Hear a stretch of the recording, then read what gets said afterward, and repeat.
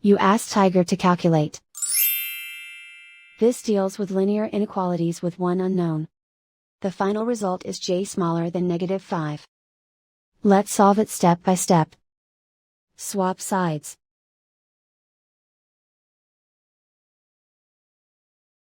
Group all constants on the right side of the inequality. Subtract 6 from both sides.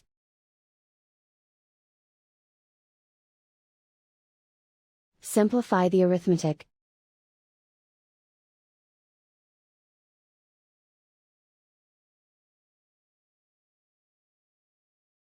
Plot the solution on a coordinate grid. And so the final result is j smaller than -5.